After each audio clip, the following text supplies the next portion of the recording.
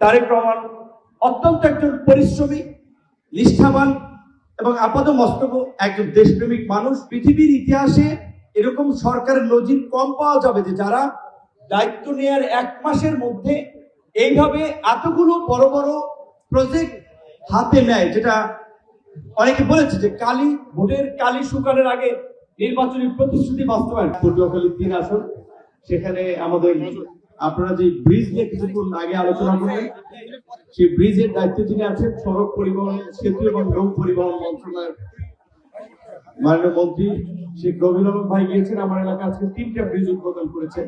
তো অবশ্যই আপনারা যে ব্রিজের কথা বলেছেন, রনি ভাই শুধু গাজীপুরের নেতা না, তারেক রহমানের আমার জানা মতে খুবই বিশ্বস্ত একজন মানুষ।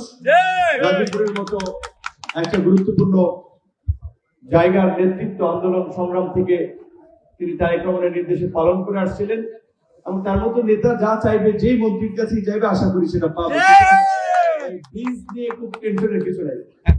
আমি আপনাদেরকে আন্তরিকভাবে সালাম এবং অভিনন্দন জানাই যে আপনাদের সাথে দেখা করতে পেরেছি, এবং আজকে এই প্রোগ্রামে রনি ভাই আছেন। রনি ভাই আন্দোলন সংগ্রাম টেলিভিশনে এখানে একটি মেয়ে বক্তব্য দিয়েছে, ওর নাম রোকেয়া জাভেদ মায়া, যে ও আছে।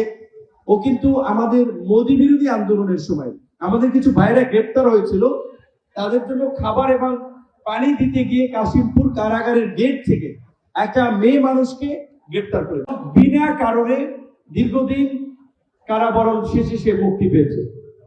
তারপরে এখানে আমাদের গাজীপুর মহানগরের সাধারণ সম্পাদক মমিন ভাই এই মোদী বিরোধী আন্দোলনে তার স্ত্রী সম্ভবত সন্তান সম্ভব ছিল, সেই সময় একেবারে বিনা কারণে শুধু মিছিলে যাওয়ার কারণে গ্রেপ্তার হয়েছে। শাকিল সেই কোটা সংস্কার আন্দোলনে ঢাকা কলেজ থেকে আমাদের সাথে আন্দোলন সংগ্রাম শুরু করেছে। এই গাজীপুর থেকে, গাজীপুরের বিভিন্ন জায়গা থেকে ট্রেনে যেত মিছিল করার জন্য ঢাকায়। এরকম আরো অনেকে আছে, এখানে নাম বললে আরো অনেক সময় লাগবে। গাজীপুরে যে পাঠান ভাই, তো আমি মনে করি যে তাদের ত্যাগ সার্থক হয়েছে। আমরা সবাই, বিশেষ করে আপনারা জানেন যে 2018 সালে কোটা সংস্কার আন্দোলনের মধ্যে দিয়ে মূলত দেশের বিভিন্ন বিশ্ববিদ্যালয় এবং কলেজের শিক্ষিত সচেতন তরুণদের প্রতিবাদের একটা জাগরণ হয়েছিল, এবং একই